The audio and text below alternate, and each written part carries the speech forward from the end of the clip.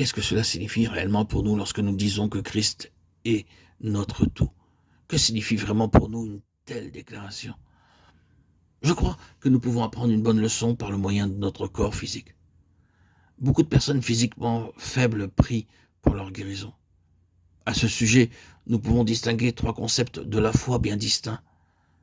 Certains croient que Dieu est leur médecin, d'autres croient que Dieu peut leur accorder la guérison et la santé, tandis que d'autres encore croient que Dieu est leur guérison.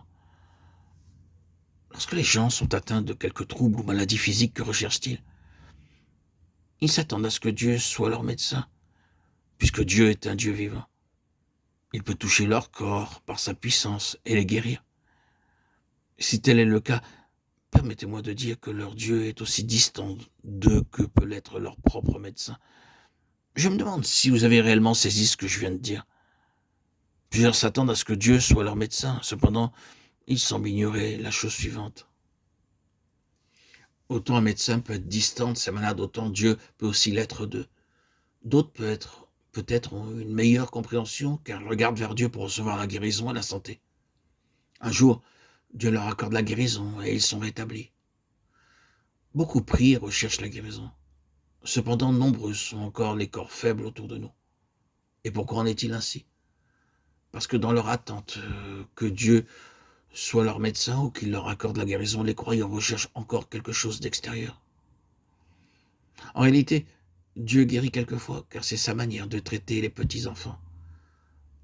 Pour quelqu'un qui a cru récemment, Dieu peut devenir son médecin et lui accorder la guérison. Mais après s'être confié dans le Seigneur, passer un certain temps, ce croyant sera formé par Dieu et discipliné par sa main.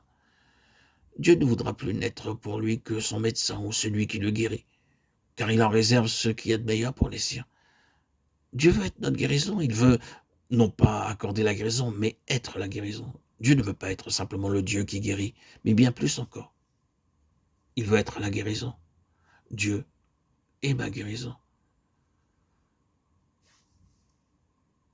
Ne disposant pas d'une expression mieux appropriée, je puis seulement dire avec respect devant Dieu que Christ est notre guérison. Des multitudes voient la guérison comme un objet, comme quelque chose d'extérieur à Christ. Tant qu'il guérit, tout va bien. Souvenons-nous de la femme qui avait une perte de sang. Luc 8, 43. C'est vrai qu'elle touche à Christ. Mais que nous rapporte la Bible? Christ fut conscient qu'une force était sortie de lui. C'est Christ lui-même qui s'était manifesté. Il n'avait pas accompli une œuvre pour guérir, mais il s'était manifesté comme étant la guérison. Lorsqu'il se manifeste comme étant la guérison, alors les gens sont guéris. Nous sommes guéris. Souvenez-vous, frères et sœurs en Christ. Christ est notre guérison. Dieu est ma guérison.